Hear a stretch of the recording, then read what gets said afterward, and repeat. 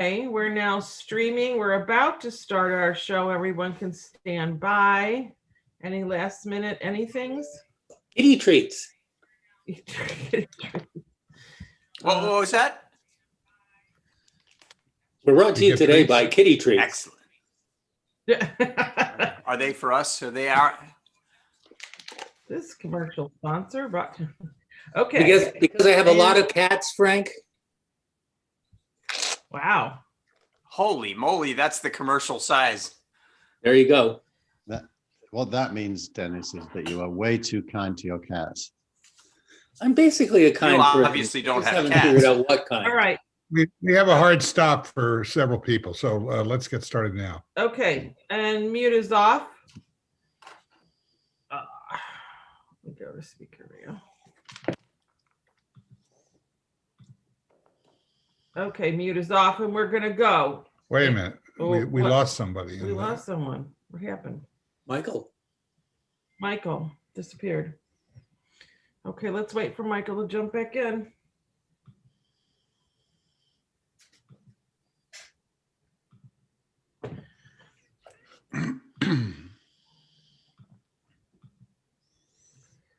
Should I contact him? I imagine he. Here he is.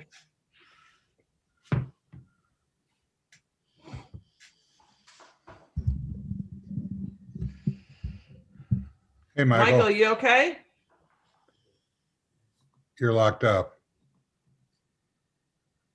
Michael, talk Wait, to. hang on. It's connecting to audio. Just give it a second. Or not. But it says it's connecting to audio I can see on my it. screen. On mine as well. Okay. He knows he's got a. He probably knows he's got an issue. Let's. Yeah, I see just what's want to find going out on. how long the issue is, because if it's going to take some Who's time. who's got the hard stop? Me. I think the cat does. Cat's got the hard stop. All right. Cats don't have hard anything. Here we go. So for those of you who have joined the watch party so far, this is be a fly on the wall and watch how the cheese is stuffed. Okay, Michael, can you talk, please? Yes, I will talk Oh, again. geez, no. Okay. Are you crashing or what's going on? I did have a Zoom crash. I did. Huh. Okay. All right, so let's go. All right. Mute is off, and we're gonna go in 3, 2, 1, and Hi, this is the Gilmore Gang. I'm Steve Gilmore, and we've got in London, Frank Radis. Hey, Steve. Hey, gang. Thanks for having me. And I'm really excited because Dennis brought along his kitty. Okay, I think that's enough for a super. Dennis is Dennis Pombriant. Welcome, Dennis. That's me. I'm famous for herding cats. and where is the cat? He's on the floor eating. Left the building. I think it's Steve who herds cats. That would be us. No, I claim no responsibility or duty in that area. Let's see.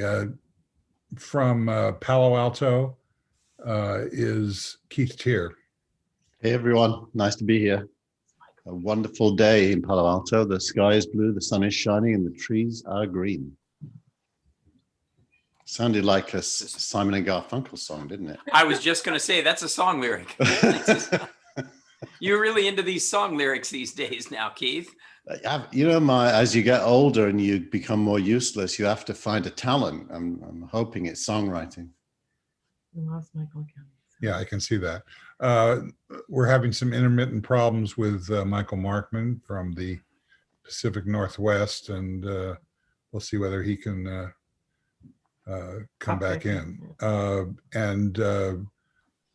We continue to suffer from the unavailability of Brent Leary, who is dealing with a family emergency. Okay, so we'll get started, and if we have to re-rack, we'll do so, but I prefer to just begin with, throwing it open to the gang. What do you want to talk about? How Gee, about all the songs that have all the songs that are being sold by all of the old artists from the 80s? Oh, yeah. Huge story. That's insanity. How many? The future hundreds of value of millions. current assets, Frank. The future value of current assets. what does that? I wonder if they're selling them for Bitcoin. Well, why do you think they're doing it? I think think they're Go on. getting old and want to cash in. That's what I think. Yeah, Yeah, you but none of can't. them is poor. You None of can't.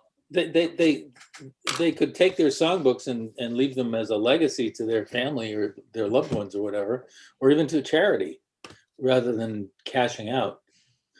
Now, Keith, you talk about the future value. Is that a way of saying the value of those songs is going to decline over time? Well, mostly the opposite. So obviously the buyers have to have a reason to buy, and the Right. sellers have to have a reason to sell, and they have to be somewhat aligned. That is what I do in my day job, buying and selling companies. So, the seller, it's all about cashing in the current value, and the buyer, it's all about estimating whether the future value is higher than the current value. And in the case of classics, it almost certainly is always higher than the current value.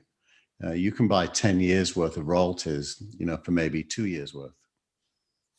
I also think an interesting dynamic that's going on now in the music business is this switch over from regular radio and sales of records and that sort of thing to digital plays, which actually eat up so much content in order for there to be a return that is of any value. So you need a lot of songs playing a whole bunch of times, and people have to be asking for them and then using them in order for a commensurate amount of money to be paid back to the artist, unlike the way it was when radio was king.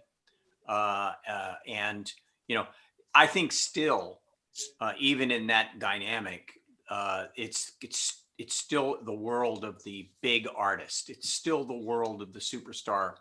It's not the world of the independent, unfortunately. And those, as you say, Keith, I think the sellers know that they have value.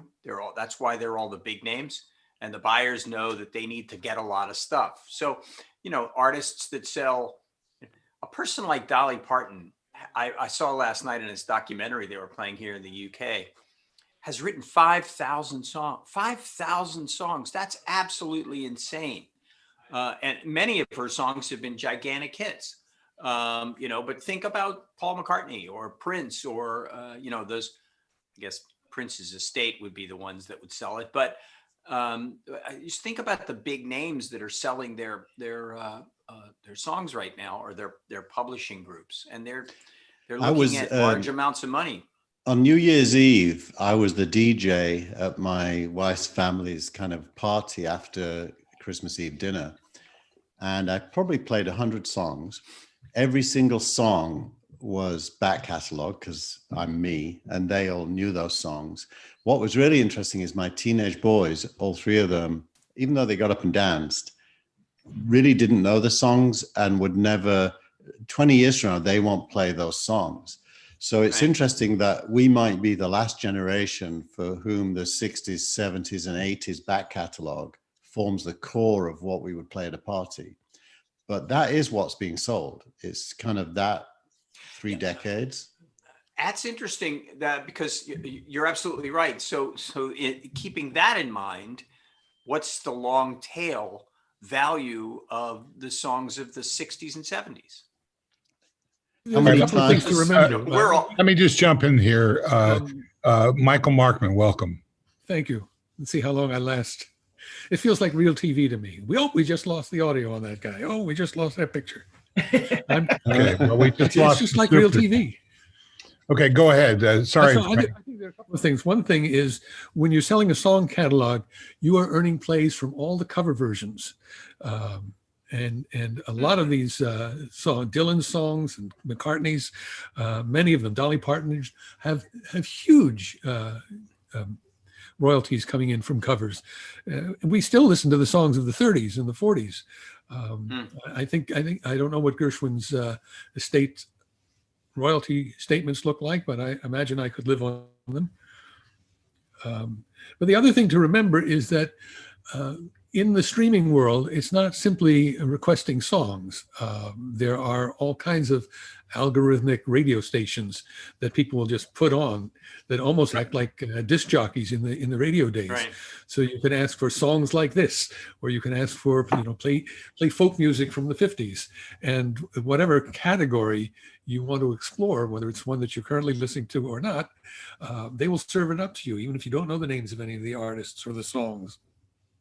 I think largely what's going on here, I think largely what's going on here is akin to the art world, where when a Picasso or something that is sold for millions of dollars, it basically sets the range of the market.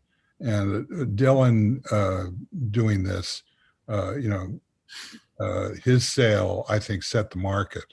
And there's a guy, there's a company called Hypnosis, Yes. which is run by some player whose name I can't remember, has then jumped in and started to buy up a bunch of people because, now there's a market. I was just thinking about a project that a friend of mine was working on. He just launched, did the marketing for the launch of one of the new streaming services, a big one, and they had chosen a song from the movie The Greatest Showman, and the amount of money just for the sync rights was over $100,000, not including the cost of the performance. And so, the amount of money that is made by other medium using these pieces of music is astonishing. It's Yes, really because a lot. sync rights- And then Sync rights are negotiable. The per play rights are kind of set. There's not much room there. So if you're in Madison Avenue and you want to get some song that you love or you think your customers will love as a background to your commercial, or put it in your movie, that's all negotiable. And especially if you're talking about you negotiate the fee for the artist if you want the original song. Otherwise, you could re-record it. Right. But re-recording it requires the rights of the rights to be released by the publisher and the writer, and there's a long list of people attached. A song isn't just a person for the most part. Musical intellectual property is one of the most complex things that I know about because of all those factors. So it may involve the union of the players. It may involve the rights to use the name. It involves more than just can we have your song?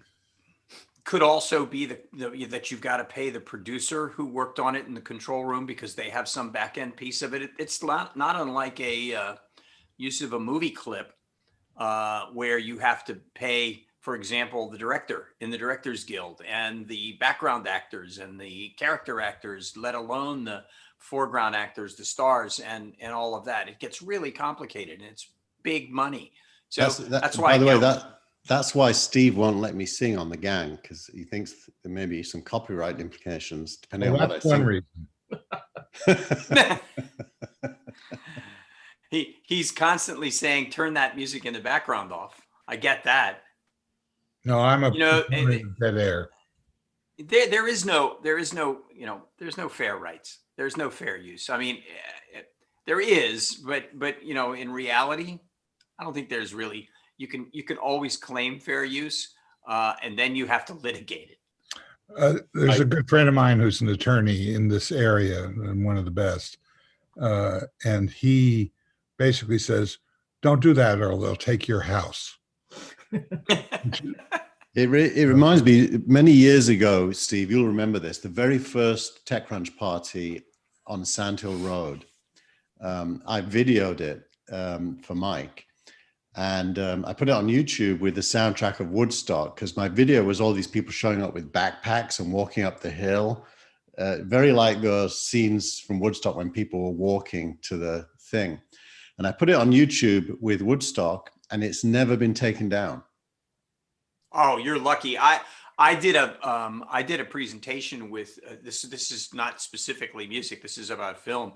I did a presentation with the guy, I've mentioned it a couple of times, who did the art directing for the movie Blade Runner. And the Blade Runner, we couldn't get the rights to actually screen Blade Runner, which was really kind of interesting. And he was an Oscar-nominated art director for that movie. So they had done a documentary on the art direction of that movie, which we then used to show clips of. And it was immediately taken down by YouTube because the movie company filed an action against me. So rather than lose my house, I went ahead and let them take it down. Keith, is your It's video very monetized? I'll put the link. No. I'll go and find it. I'll put Is it the link. monetized? Do you get any money from it? No, I don't, which is I don't interesting. believe so. I don't monetize my YouTube channel. And so I could have gone back and I could have maybe made some kind of an argument, but I chose not to because other people can copy it. YouTube has deals in place where for certain music and certain publishers, there's no problem. They just send the money directly to the publisher. They don't send it to the uploader. Yeah. Well, there was no money involved in this, which I thought was kind of interesting, but I get it. And it was really one of those, kind of felt like Keith. Hey, it's Woodstock music, but nobody's going to notice. Well, my strategy is to keep the audience to a minimum to avoid any issue. How am I doing? That's good. There you go. Thanks. I put the link in. I don't know. We've actually got a fairly decent number of people that have joined my watch party. I don't know about yours, Keith, if you started a watch party tonight, but I did, but I don't have any friends anymore on Facebook. They've all deserted me. So You should think about that. well, you know what? We actually should think about. Did any of you see that list of social media sites that had dropped Trump? It was astounding. I mean, It was like the only one that I didn't see on there was Tinder. I have 8 viewers on my watch party, so there is some. I've seen various lists, Frank. It's really remarkable. Speaking of, talk about setting the market. As soon as Twitter did it, everybody seemed to follow. I wonder if I wonder what the pushback is going to be, and whether there is any sort of legitimacy to pushback. Is it a free speech thing? Is it because he incited violence? What is it? Why, for example, I don't even know what he had on Instagram, but one of them was Pinterest, which I found really interesting also. So I wonder how all of it, whether it was, hey, here's a chance for us to do it, we're just going to go ahead and do it, or if there were like legitimate reasons. The New York Times article that Dennis, was it, that posted this morning? Somebody posted a New York Times article at t.me/Gilmore Gang. And it went into the whole decision making from Dorsey was in French Polynesia, which I think he still is.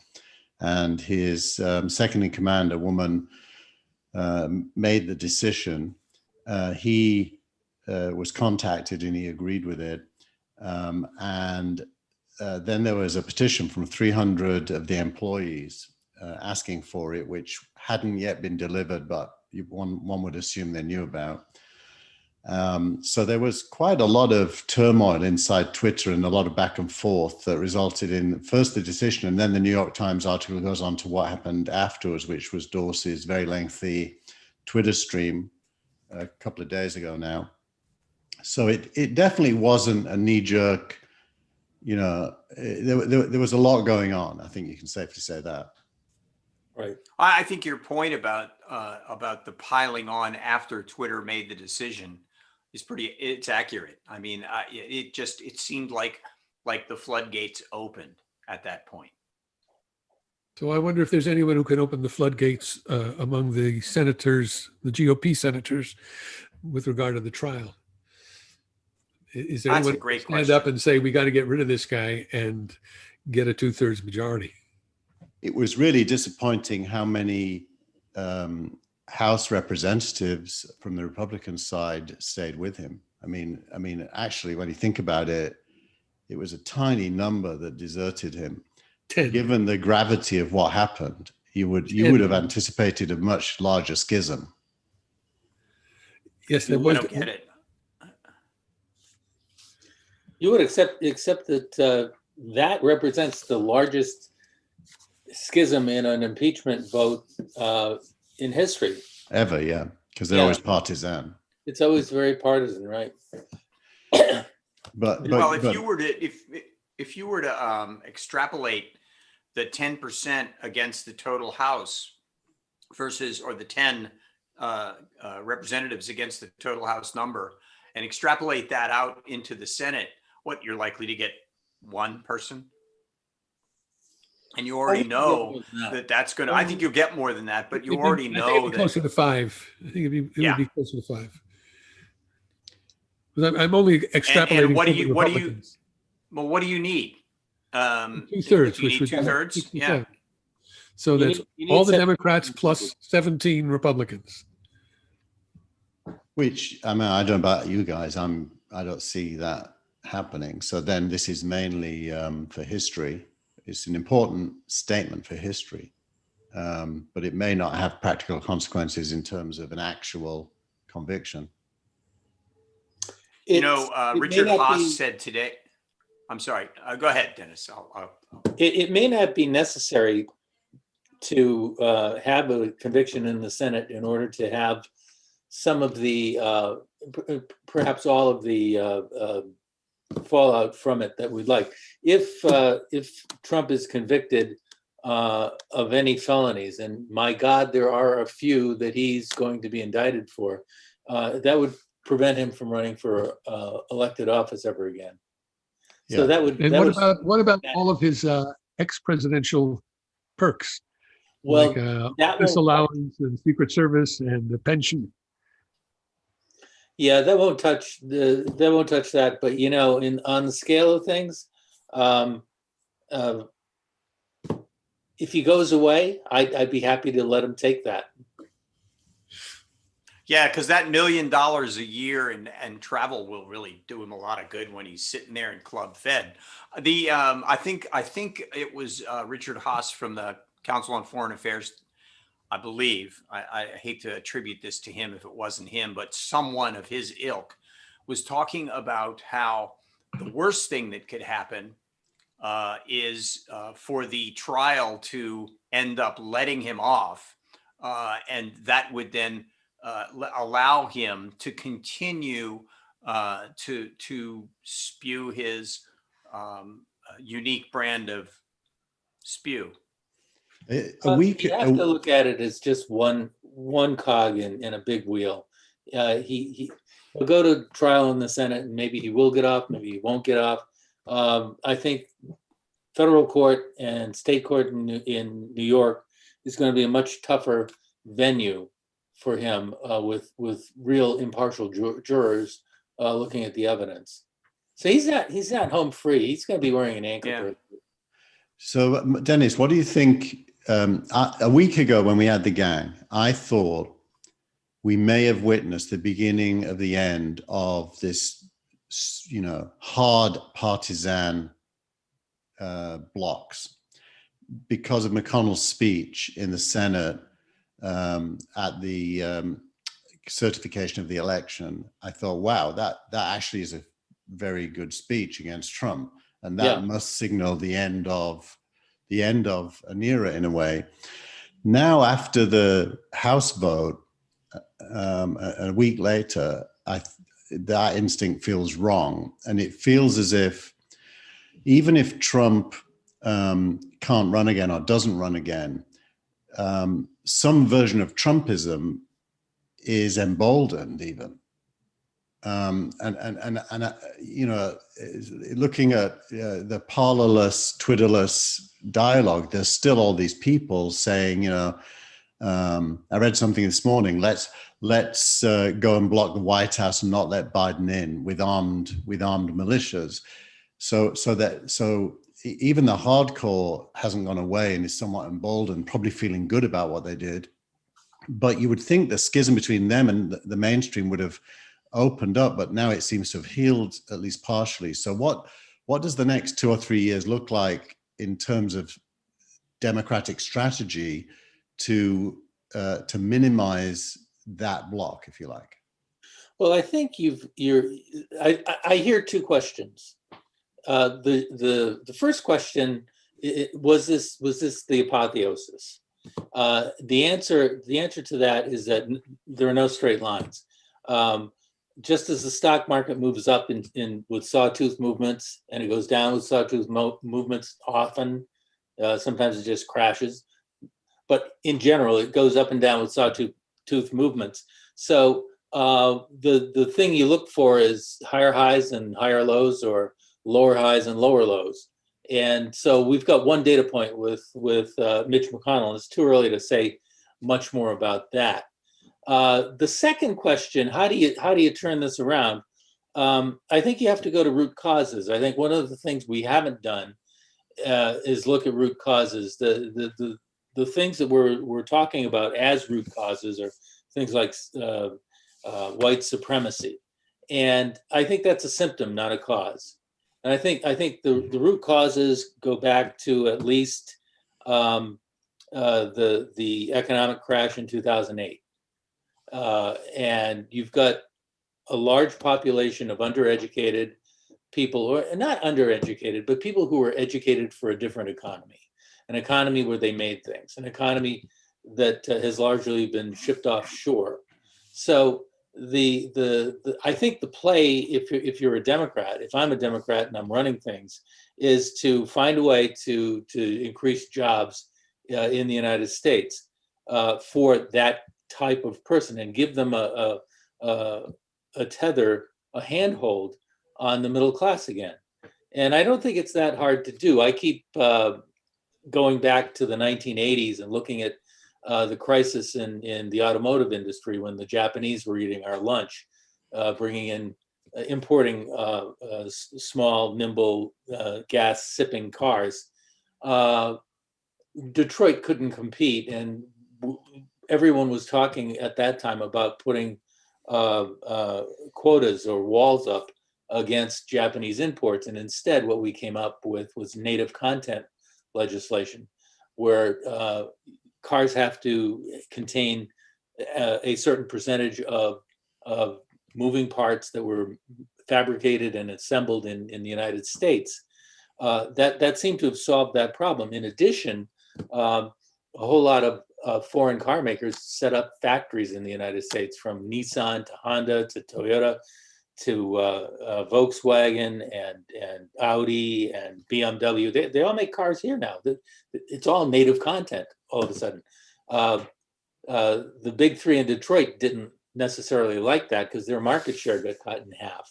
But if you're in government and you're trying to solve this problem, you want jobs. You don't care about necessarily making sure that they're Ford or GM or Chrysler. You want to make sure that there are jobs. So I think there are a lot of ways to bring manufacturing jobs back. They involve native content. They involve other things like goosing the green economy. We've talked about that, or they've talked about that with the Green New Deal. I wrote a book about it. There's a lot to be done, I think, and I know I'm getting long-winded, but infrastructure certainly is a big part of that, don't you think? Oh yeah, absolutely. So basically, The thing is, it's very clear from everything that he said so far. Biden agrees with you, and his agenda is very much in line with what you just said. The question is, how much opposition will the GOP raise to that? Because the GOP doesn't want him to succeed. The interesting discussion, it's basically Keynesianism, putting people to work and putting money back into the economy, not to use Keynesianism in a pejorative, I actually think it's great. There's this whole conservative money theory emerging now, which coincides. It's like Keynesianism plus plus, that postulates that the money supply is no longer inflationary, that you can actually print as many notes within reason as you want, put it into people's pockets, and because they have spending power, effective demand is made, and therefore production kicks in to meet it. And I can't remember, it's called consumer monetary theory. It's called consumer monetary theory. There's a book just been published, but it's now pretty widespread as a point of view, which is that you no longer have to be constrained by jobs. Money is the trigger to create jobs. And in a way, that's what's underlying what you just said, Dennis. Put money to work and jobs will come, and then spending will happen. Well, I think That seems like that's what Biden is saying. That I call it demand side as opposed to supply side economics. Go ahead, Frank. I'm sorry. Well, no, yeah, that seems to be what Biden's thinking with his $1.9 trillion proposition from the night before last. You know, the thing that I think about is because of the original question, kind of like how does this get changed? Obviously, one way is in the on the money side, and but the other way is I don't think you're going to change. And I heard this today from I want to say it was one of the lawyers from the Lincoln Project. I heard him say that you're not going to change the adults in the room. You're not going to change the adults. The way that this gets changed in the future is educating the kids. Those and I see some legitimacy in that content. That seems like the right kind of idea. I agree, but you know, how far away is that future? We happen to have a crisis right now. So, yeah, and these people are not old. They're not. It has to happen now, not when today's school kids get out into the workforce and the voting force. Well, and the other thing I thought about when I heard that, although I agreed with it, was the fact that if you took a look at the sort of the demographic, just at first blush, of the people that were rioting in Washington, they were in their 30s and 40s for the most part, and they were a pretty widespread. They weren't very color balanced, but they were in their 30s and 40s. So that means that their kids there's a long way to go before their kids take over.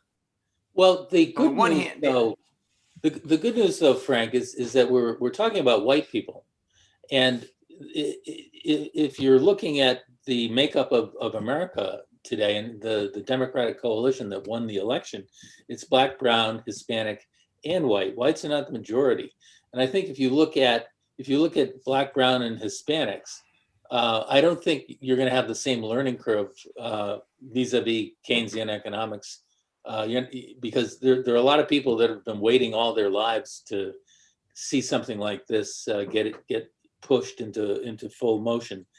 I would also say one thing, Keith, about what I'm going to call demand side economics, or maybe two things. I put an article from Paul Krugman in the app this week that talked about one of the good economic things that came out of the Trump presidency or the Trump administration was the new understanding that you could run the economy hotter than we've been running it. He was aiming at 4%, and Krugman seemed to indicate, yeah, you put money to work, it's not going to be inflationary. You can get to 4%. You can get to higher employment rates. So there's all that to look forward to. The other thing, though, is that if you look at the economic K wave, the wave named after Kondratiev, government spending, big spending, is not inflationary in the early phases of a K wave, and we are at the beginning of a K wave for greening the economy, what I refer to as the age of sustainability in my book. That could last 20 to 30 years. But if you get hooked on that kind of spending over that period of time, there's going to become a point that my children will see. I probably won't live to see it. My children will see that all of a sudden we get to a point where it's like the 1970s again, and we have tremendous inflation and unemployment because all of a sudden we'll be pushing on a string because there'll be no good investments to be made anymore. I'm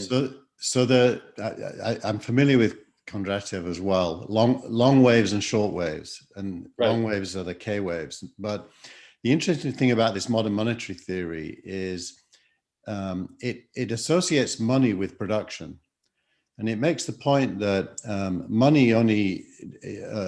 printing money is only bad if that's all you do. But if printing money leads to increased production, then there's true value enshrined in that money.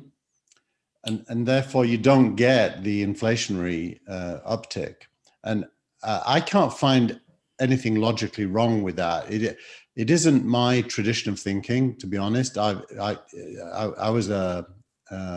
read Smith and Ricardo, Mill and Marx, and long waves were all to do with the declining rate of profit in that world.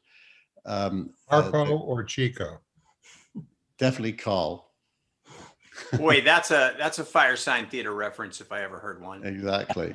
But so I think maybe not a long conversation now, but this wave theory and money theory, I've started wanting to read all the books because there's stuff I don't understand that feels intuitively correct.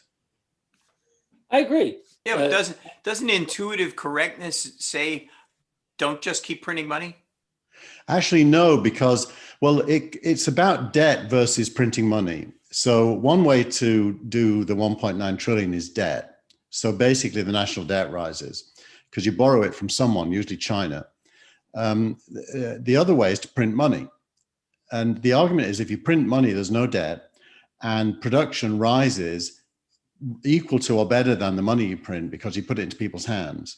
And therefore it balances out. And your debt declines actually because now you got more taxes.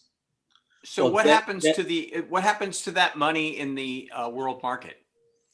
The value of that money in the world market? The dollar would decline against other currencies if production didn't kick in. But if production kicks in, it doesn't. Then it doesn't matter. Yeah. Yeah, another way to say that is that we would be investing in the productive capacity of this economy, and I totally agree with that. The political obstacle is that there is a non-sophisticated understanding of money that Republicans are always exploiting. Don't spend more than you have. Don't build up the debt. And it's very easy to make those speeches because you make it an analog to a household budget or a personal budget. You know, don't run up your credit card bill to the point where you can't. But isn't that against exactly what happened under the Trump administration? What happens now? They only say this during a Democratic administration, but it is in their script folder. We're already starting to hear that from them. What happens now is that your local bank basically prints money, not the Federal Reserve. So you go to your bank, you ask for a loan, they say yes because you qualify, or a credit card for that matter. And you can now spend money that hasn't been printed. So the circulation of money increases, led by consumer debt or small business debt or whatever. And so there's printing of money that is matched by debt. And that doesn't create production. So this modern monetary theory is saying, no, let the government actually print money, literally give it to people. So it coincides with universal basic income as a concept as well. Literally give it to people so they can spend it. They'll buy stuff they want and production will rise to meet that demand. I can't fault it. It seems logical to me, but on the other hand, it would be kind of like magic.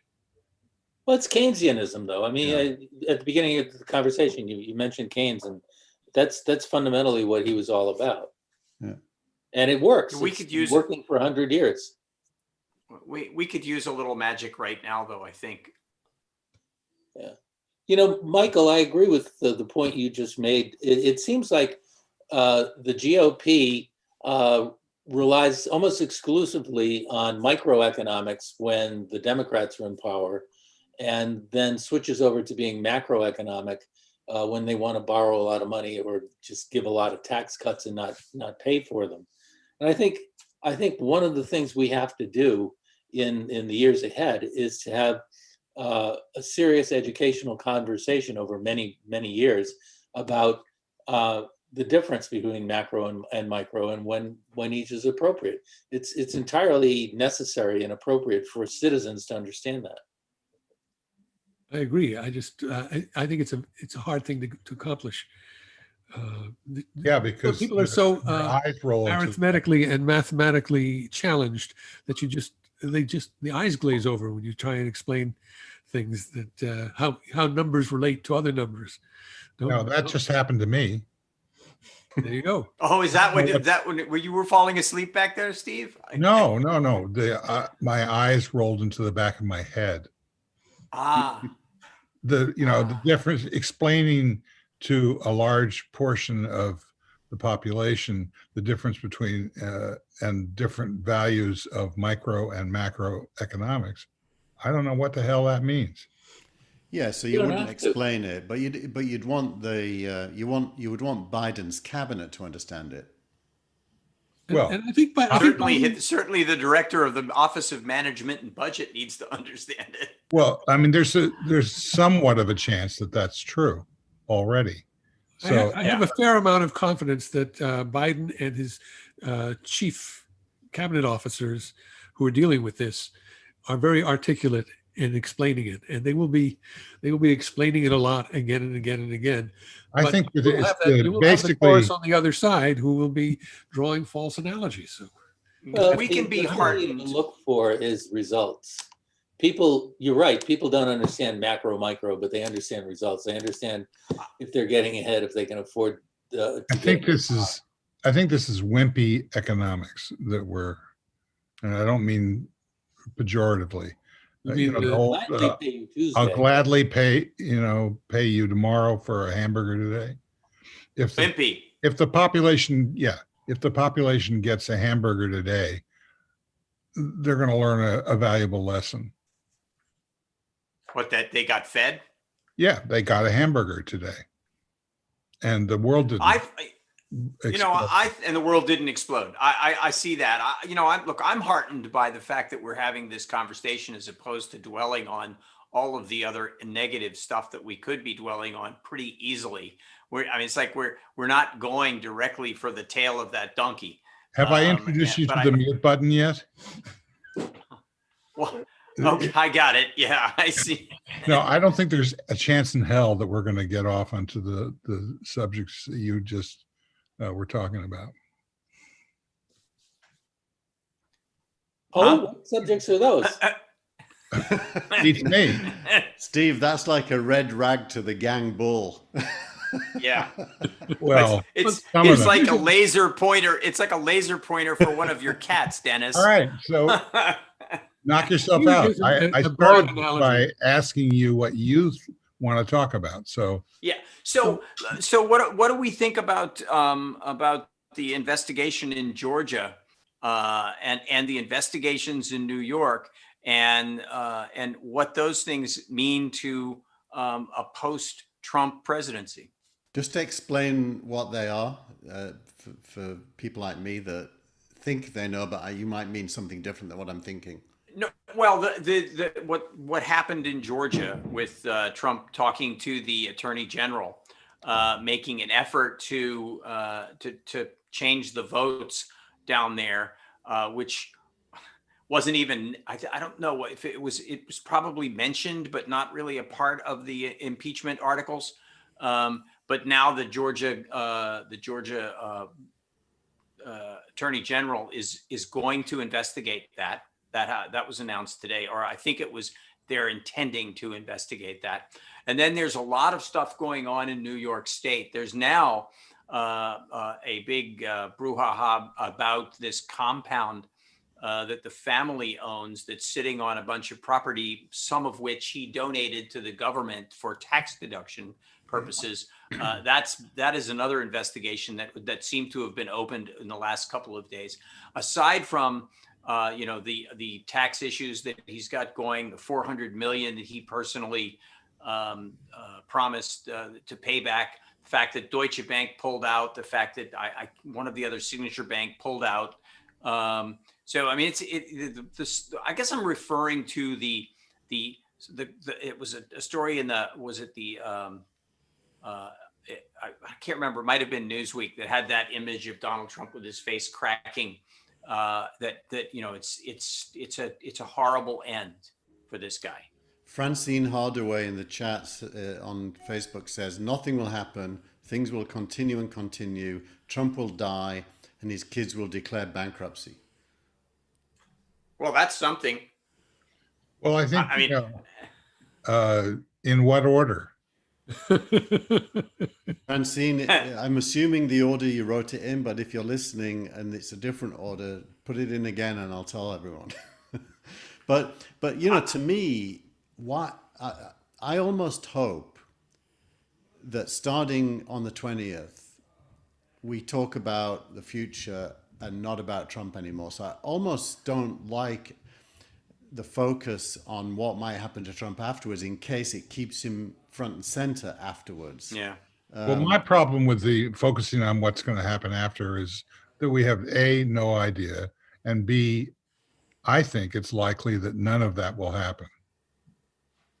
What do you think will happen? I don't know, but I suspect that it'll be some sort of deal will be made so that we can, you know, put our time and energy into things that are not about revenge, but about, you know, forward motion. That won't change the minds of the 70 some odd million people, though. And that's, I think, what's on a lot of people's minds, don't you think? I mean, well, I don't think it's 70 million, first of all. And secondly, I'm not sure, you know, the ones that we're concerned about right now are the ones that are breaking the law. And there are a lot of people who have opinions. And I think that's what, you know, democracy is all about. Well, let's go back to something Dennis said almost at the beginning, which is what are the root causes?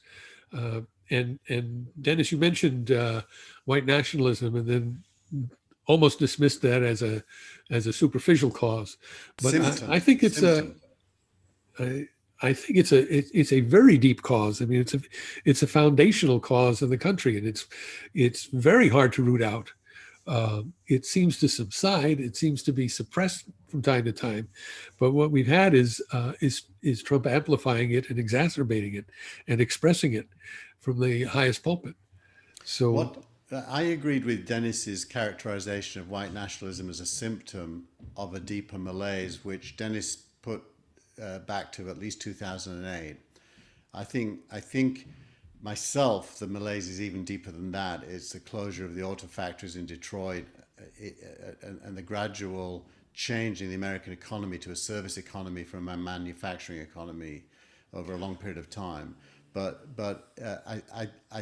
racism and nationalism usually are when people feel as if they're lacking resources and they look for somebody else to take them from, or who they blame for having gotten them. So that divide and rule is founded in economics, which then expresses itself in politics and then on the street. That's one thing that this week proved. Economics, politics, and the street are kind of joined together, right, in that order.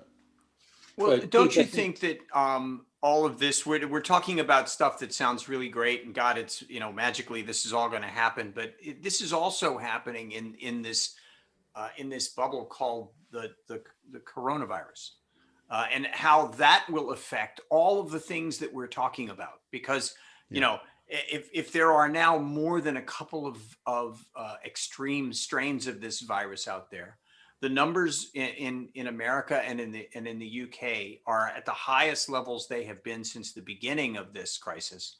The issue in the UK, or how about in America? If you think about it, you know, we're going to let you have all the virus, all the vaccines that we've got, and then it turns out they don't have any more vaccines. And over here, there are a lot of issues about distribution of the vaccines. It seems to me that all of these things we're talking about none of it really can happen inside the bubble of the coronavirus right now. That's true, but fixing the coronavirus is a chip shot. It really is. Is it? Yeah, I think so. We have vaccines. We have a problem with distribution. That's a very solvable problem. There are mutations going on, and there are variants of the virus, but nobody has yet come out and said the vaccine doesn't work on the variant. And if it does, there are ways to deal with that. Also, the administration is jumpstarting, or the new administration is jumpstarting efforts, not just for vaccines, but for antiviral therapies, which we didn't. The Trump administration put just about all of its eggs in the vaccine basket, and there were products like remdesivir that I for the life of me don't understand why those are not given out like candy. You only made enough to cure Trump. That's all. Yeah. Well, and Giuliani obviously too. Not remdesivir is not what he cured him. It was Regeneron. Yes. Oh, okay. Well, whatever. But whatever. not to look. Point is that we don't have adequate amounts of therapeutics, but that is a doable thing as well. The whole COVID thing is a chip shot. It looks difficult because we haven't done anything. I agree with you, Dennis, on that. I think, but Frank's right to say everything we're talking about is happening during this Corona period. But even after Corona's gone away, the stuff we're talking about won't. So Corona may not go away because it may be that this mutation results in the need for annual vaccines and so on and so forth. So there's a lot we don't know yet. AIDS has not gone away. It's just been managed.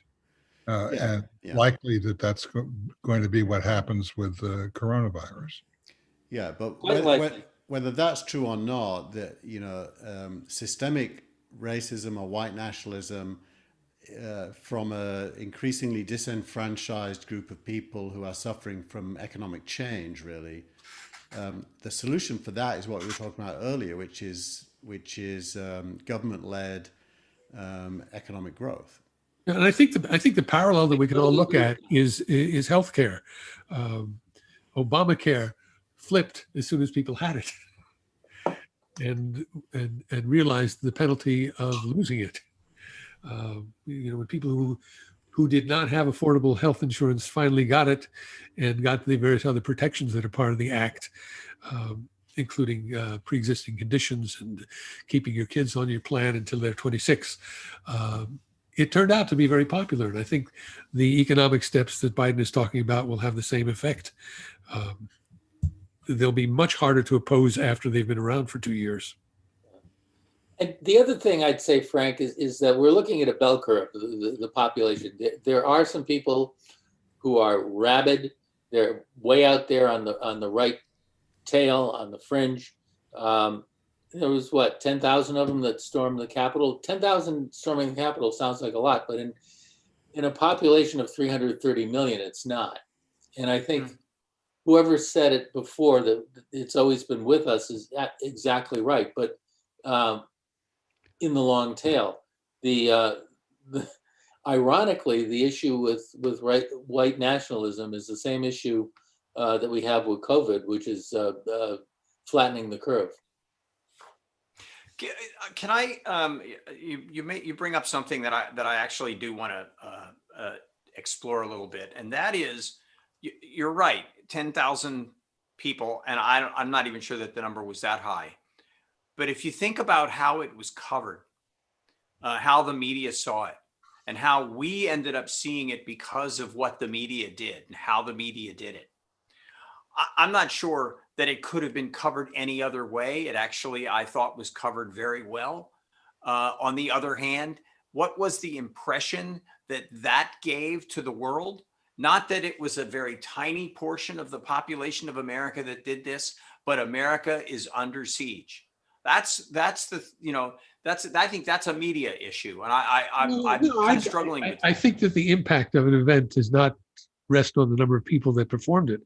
How many people flew planes into the Twin Towers in the Pentagon. That wasn't very many people. Yeah. But that doesn't matter really.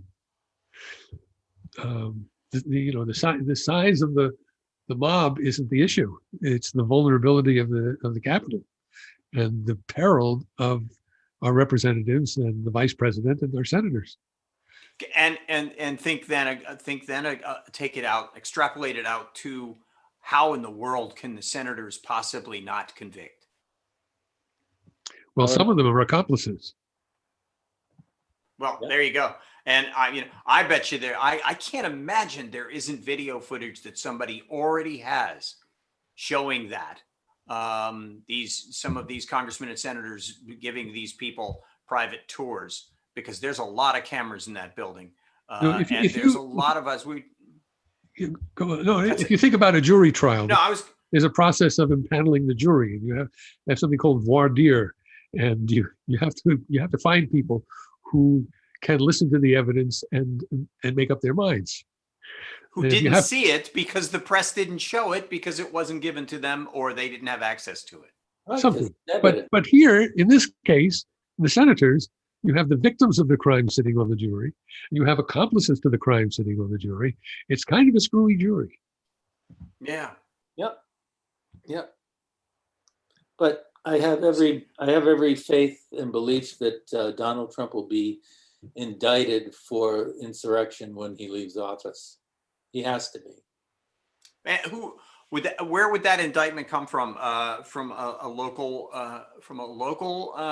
attorney general, or would it be a federal case? Or it certainly won't be the Senate if the Senate. I don't think if the Senate doesn't convict. It would be a federal case. It would be a federal case, and I'm not an attorney, but it would come out of the Justice Department, and probably the Assistant Attorney General for. Or the U.S. Attorney for the District of Columbia would file that case, I think. But somebody's going to file it. There's no way Trump walks away on this. I agree with that. He won't walk away, but I think there's a difference between him getting punished when found guilty, and due process and everything has to happen. Between that and us talking about it, not meaning us, the gang, but we, the society, talking about it rather than talking about the kind of stuff we've been talking about so far on the show. So I'm hoping we don't talk about Trump too much. I'm hoping he gets his due deserts whilst we move on. Well, Keith, I share that. I think what we're probably going to see is a pile of indictments that will cause legal fees that would make Trump go broke and take the rest of his life. And so I think that would be the crux of the deal. Plead no contest to those indictments and get a pardon. And that's only the criminal side of things. There's also civil liability. Oh yeah. You remember what happened after OJ was acquitted? Yep. He was sued by the families of the victims, and that cost him $33 million in a payment, plus whatever his legal fees were. So the number of people that can be claiming that they have standing to sue Trump, from the sexual assault cases, from the injuries in this uprising, from any number of injuries that people have had. Yeah, you make a good point, and it almost sounds like what might need to happen is some court needs to assign somebody to be a special master of Trump's legal imbroglios. A special master is somebody who, for example, there was a special master after 9/11 to deal with all of the claims of wrongful death by all of the victims. And the special master amassed a pile of money and doled it out to each claimant based on actuarial tables and things like that. I could see a special master operating in a similar way with all of Trump's indictments, taking most of his money and and giving 25 cents on a dollar or 10 cents on a dollar to various claimants. And the special when you mention master is money, that also gonna- brings up a third category. When you mention money, the banks are cutting him off. Yeah, yeah. I actually It's, flashed on to Giuliani going after him for his $20,000 a day fee that he's decided he's not going to pay him. Well, he has a lot of the special. expenses, you know, I hair guess, dye yeah. is really getting Yeah. out of control there in terms of cost. And the special master also is empowered to look at other legal issues and keep them from becoming a part of the big pile of legal issues that they actually go after somebody for. So it's not just a matter of looking at the pile of issues and then doling out the money or whatever. There's all that other stuff that has to be looked at, because I would imagine that everything from Giuliani not getting paid to the sexual harassment stories to the to the banks, to the properties, to all of that stuff. There's just tons of legal issues involved in that have already existed and are still sitting there somewhere that are percolating in other jurisdictions. You're right. If I could say just one thing, I would say there are elements of a deal to be made. Yeah.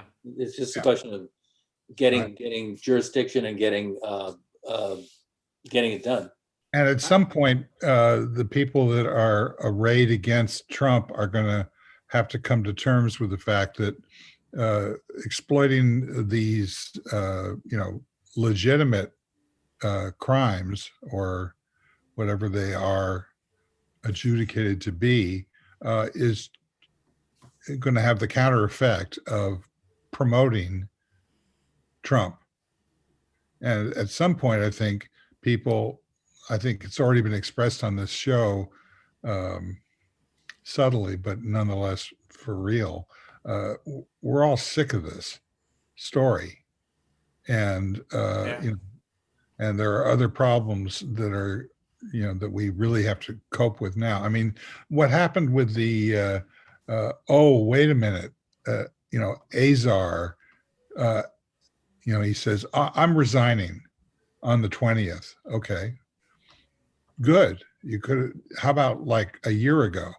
But, then he says, When wouldn't he be normally gone on the 20th anyway? That was something that I thought was kind of interesting. Well, Doesn't he I'm go? not sure. I don't know the answer, but the thing that he then said, or he didn't actually say it, was it was discovered that there's no second shot pool of product available, that he and others had lied about. Mm. So There isn't even enough of the first shot pool, apparently.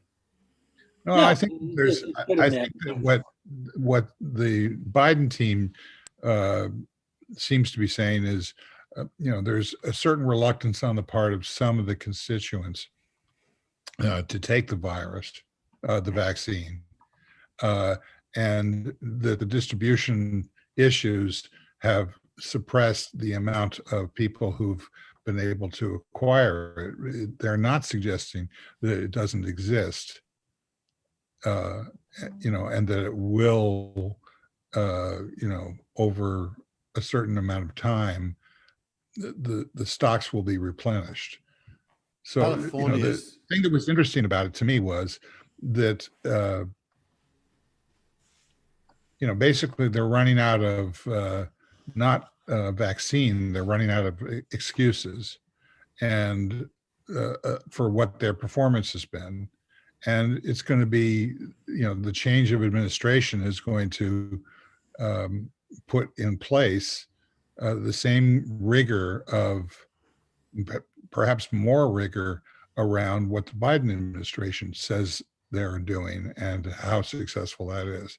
And I think that's really healthy, because it's going to get vaccine out and in the arms of people like me, and then people like Tina, and then people like our children. And, that's going to suppress the virus to a point where we can live with it. So Yeah, this then is it's job his one. point, I guess. So as a question that I don't have an answer to, when did America decide that it was going to enlist the aid of the people in the military who actually know how to do this kind of large scale distribution of product? Isn't that just recent? It's Yeah, like, that is Operation Warp Speed, as far as I know.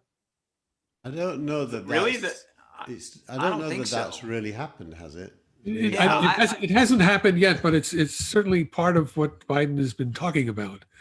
Um, the I don't think we have the full plan revealed yet. We just have the fact that he promises a result, and he has a really good team working on the plan. So Well, they're doing it here already in the UK. I mean, you go to some of these large scale vaccination facilities, which are in some of the like in the stadiums, the big facilities. You'll see military there helping out. I expect it will happen, but I don't know, because we're in this transition period. I don't know who makes decisions or when decisions become really decisions, but I think that's part of the plan. California, Dennis, California just announced a plan that goes down to the county level. So I went yesterday to look at my county, and you can go from the county down to the primary care providers. The primary care providers are meant to disclose how much of the virus they've got, and they all have 4 phases. Phase 1 is people over 75 and direct responders, and that's the phase everyone's in right now. So if you're 75, you can make an appointment and go and get vaccinated right now in my county. The next phase is 65 and above, which then I'll qualify. And it's with my normal primary care provider. So they seem to be using the distribution channels that people use for healthcare. Now, if you haven't got medical insurance and you don't have a primary care provider, then it's a whole other issue.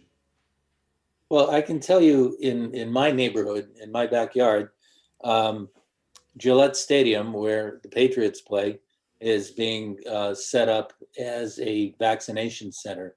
And I think they got set up on yesterday, and they administered a small number of vaccines, but they're going whole hog on Monday. The other thing I'd CVS, say, I think, isn't the CVS stores in America, I hear are also going to be part of the distribution. true, and Biden, not Trump, has already announced that they're going to use FEMA for its tactical skills at dealing with disasters to set up pop-up vaccination centers to make the process go a bit better, a bit further. In my state, I know they're recruiting retired doctors, nurses, and dentists, and I think maybe even veterinarians. Anyone who knows how to handle a hypodermic needle.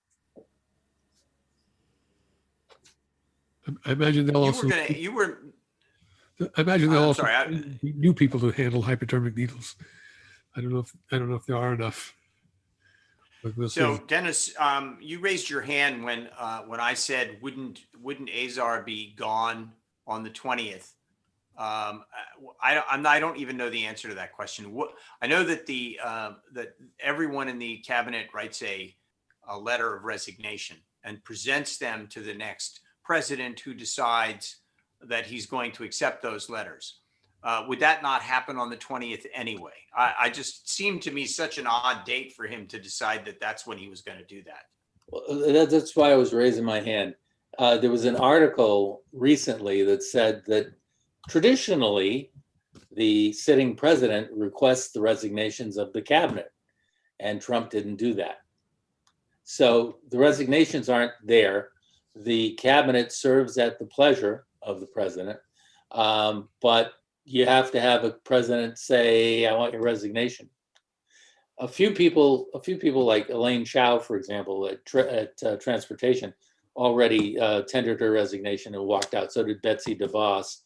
But a lot of people haven't done that yet. So there might be some cleaning up to do. I don't think this is going to be a major complication. No, I was just curious what the or Biden to request their resignations. I was just curious about what that process was. It just seemed like such an odd. I also thought, that when Chow and DeVos decided to resign, it felt almost like they were pulling out of any possibility that they might have to vote for the 25th Amendment. I thought that too. Yeah. Yeah, I think I think you're onto something. Usually there's a distinction between political appointees on the one hand and civil servants on the other. And in the US, like in the UK, the civil service is permanent. It survives government change. But in the US, a lot of the civil service is political appointees.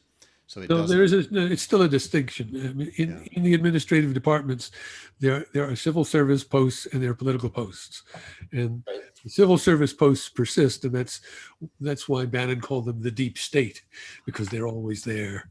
Yeah. They're the permanent government. Yeah. Right, It's a well- great theme in James Bond films when, In other words, the people who know what they're doing.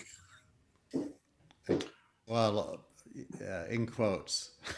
Yeah. What's this James Bond reference? I want to hear that. What's that? No, in James Bond movies, you always get these civil servants who have been there for 30 years and really know what's going on and where the bodies are buried.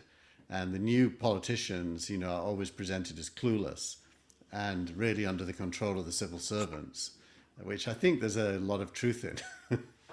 Well, except for One of the moves that Trump made late in his administration was to give some of his political appointees civil service status, so they could stay on past the end of the administration. So that's another issue that the Biden team is going to have to deal with. There are moles in there. They're dug in. I actually wondered, in terms of the 25th, there was so many of the cabinet members that were acting secretaries. Would they have been able to vote as though they were full-fledged cabinet members or not? It all just sounded so convoluted and complicated. I've never seen a clear answer. The Constitution says principal officers. It doesn't say specifically Senate approved principal officers. And we've never had the 25th Amendment invoked for this kind of a reason before. So it's never been tested. Well, I mean, And the even cases this where time, we've it's not had going the to get tested 25th now. because of medical incapacity. I mean, so someone needs a colonoscopy. So he signs over the powers to the vice president, and then when he wakes up, he takes the powers back. But we've never had it removed for cause of moral or mental incapacity. That's a pain in the ass. Pardon me. You didn't know you said that, did you? Yeah, of course. The Frank, door let's- just opened.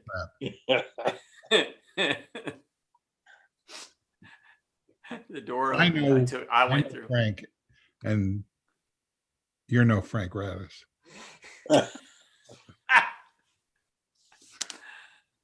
Okay, so we've got just a few minutes left here. When's New Year's Day again? It's Oh. the 20th. 20th, yeah. It's at noon Eastern time. Mm. Hi, hey, so December 47. does anybody know if that bust of Lincoln that was seen being carried out of the Oval Office, if that was actually owned by the people, or was it Trump's personal bust? I don't know. I wonder. But did you find that- happen to see Colbert that day? Because Colbert's team had written a joke that showed Trump carrying the bust of Lincoln out in a box, and that was the joke. And then he said, "Oh, wait, I guess we can't use that joke now." There was a picture of another one of the team of advisors. Navarro was carrying out a large framed photograph of Trump and the team talking to Xi in China. It was this beautiful, clearly not his personal picture. I'd like to see Peter Navarro carried out and thrown on the truck. That's another. Just like I have a very sidebar to a sidebar to a sidebar of a trivial question. What is Disney going to do with Trump in the Hall of Presidents at their theme parks? it'll be the most successful part of the ride. Oh, wait, Paolo, he shot the president. Thank you. Gratuitous Firestein reference number 5 today. Thank you. But you know what? He broke. As was made clear in that article that I think Keith posted, they were prescient. Much of what they had to say in their comedy came true. They were like the modern day Nostradamus. It wasn't me. It wasn't me. I think it was Michael, right? Yeah. Michael, did you post that? That was a great story. I did post it. Yes. So I produced an album with the Firesign Theater called How Time Flies. And the cover of the album shows something called Panorama Land 2000, which was like a theme park in Las Vegas. And you see on the cover all these projections mixed with actual buildings of, the Statue of Liberty, et cetera, et cetera, et cetera. This was in 1973 that we recorded the record. Vegas started doing this about 20 years later. Yeah, I was just thinking that was still Mafia Vegas. So, they were definitely prophetic and continue to be prophetic. One of the interesting things that article said was, which I'd never really heard before, was that Phil Proctor, one of the group, basically suggested in a sort of ironic way that the Beatles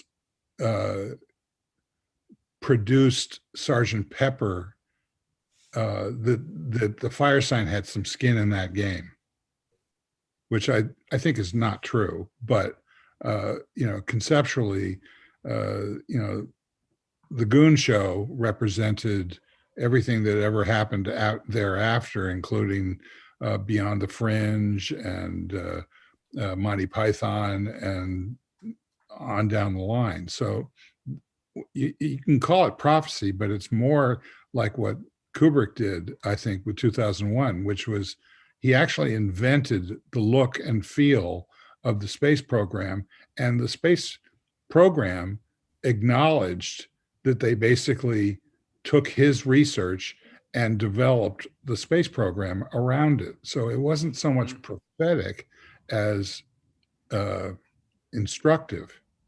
But in Kubrick's case, he actually did, and he had a great collaborator in Arthur C. Clarke. He actually did a lot of research, and they talked to, rocket scientists and computer scientists, and they based it on deep knowledge. The Firesign Theater seems to have just grokked it. I disagree. Thank you for that reference. I think the Firesign Theater, it was obvious at the time that we were all in. It was obvious what was going to happen. Well, that sounds like something that Fred Allen once said to a listener who wrote in and said, "Your shows are too predictable." And he said he read her letter on the air and said, "Would you mind predicting next week's show for me?" It takes nothing away from them. I mean, first of all, anybody who can actually create a joke is a genius. And that's not something that you teach. It's something that you are. And,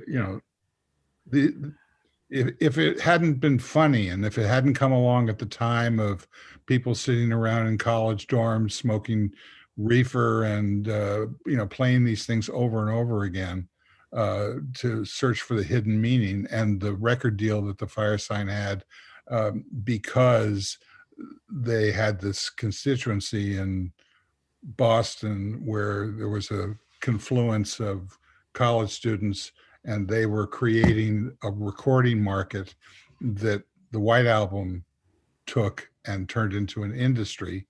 These things were not unrelated. So Yeah. it's not a question in my mind of of uh,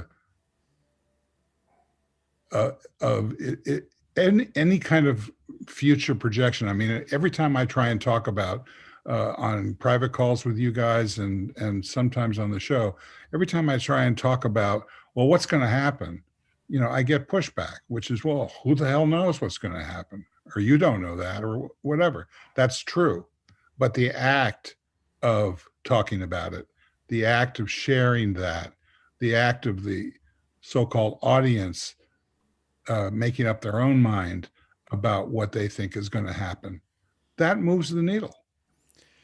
I think we did that today, and in this on this show, and I think we had a pretty solid show today. I think we did that, and therefore we are the new Beatles. It's true that every moment contains multiple potential futures in it. And what you say and do determines which of those multiple potential futures happens. So the answer to what's going to happen is, well, what are you going to make happen? And that's a lot about today's show. We talked about what we want to make happen. Yeah, That's well wherever said. you go, there you are. Yeah, Michael, you want to disagree with that before we go? No. I mean, Keith has a very good talent for saying things that I want to disagree with, but he didn't use it then. I'm being on good behavior today, Michael. That makes such a good show. All right. I want to thank our producer and director, Tina Chase Gilmore. Thank you. Thank you. Thank us. And I want to thank the absent Brent Leary, who we love and miss and are with him in his time of difficulty.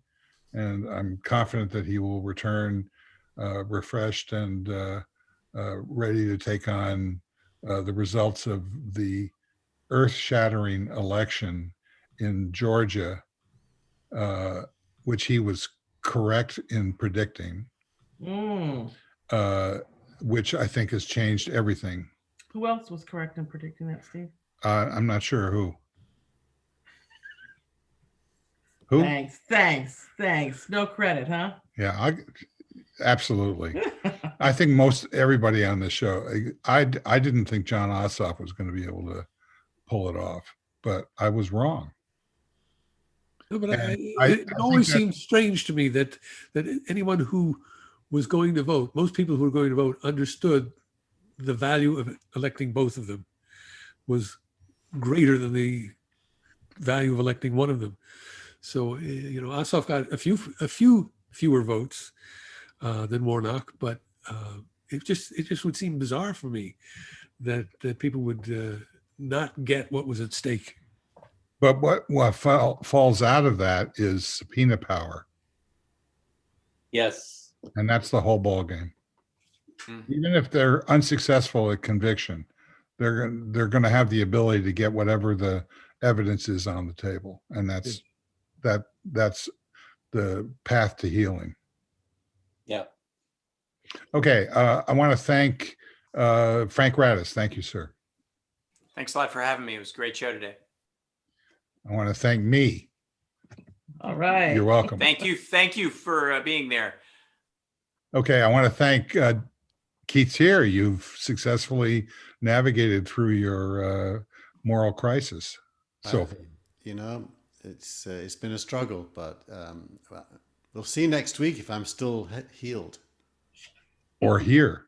Or here even, absolutely. For those who don't understand what we're talking about, subscribe to the back channel. The amazing Dennis Pombrian. Thank you, sir. Hey, Steve, thanks for having me. One thing we didn't get to talk about this week, we'll have to save it for another time, is that the National Rifle Association declared bankruptcy, wants to move to Texas. That's a whole show right there. Wow. Texas. Texas. Who knew? Eh, And Wow. Michael Markman, thank Yes. you. Thank you. Okay.